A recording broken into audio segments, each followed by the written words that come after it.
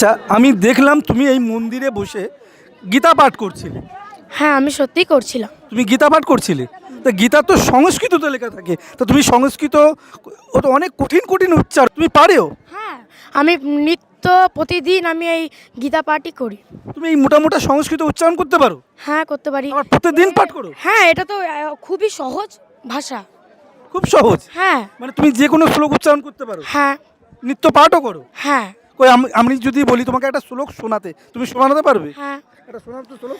ধর্মক্ষেত্রে কুরুক্ষেত্রে সমবেতায়ুৎসবः মামকা পাণ্ডবাশ্চৈব কিমকুর্বত সঞ্জয়। আর অন্য কোনো, এটা তো প্রথম শ্লোক, প্রথম অধ্যায়ের প্রথম শ্লোক, এটা তো মোটামুটি কম বেশি সবাই আমরা জানি। অন্য শ্লোক শোনাও তো।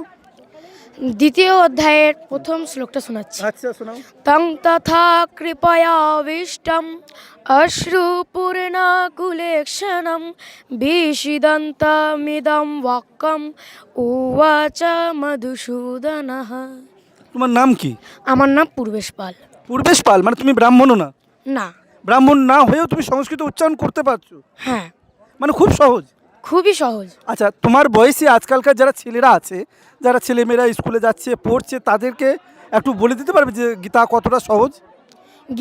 গীতাটা হচ্ছে অনেকই সহজ, যেটা যদি কিছুদিন বসা হয়, আস্তে আস্তে করতে করতে তাড়াতাড়ি শিখে যাওয়া যাবে। এটা খুবই সহজই ভাষা।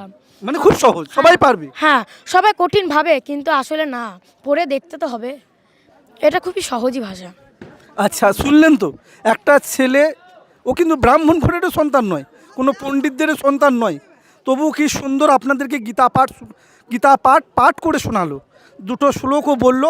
আর ও বারবার একটা কথা বললো কিন্তু, যে গীতা কিন্তু খুব কঠিন নয়, তাই তো? হ্যাঁ, গীতা কিন্তু খুব সহজ, শুধু আপনাদেরকে চেষ্টাটা করতে হবে, শুরুটা করতে হবে।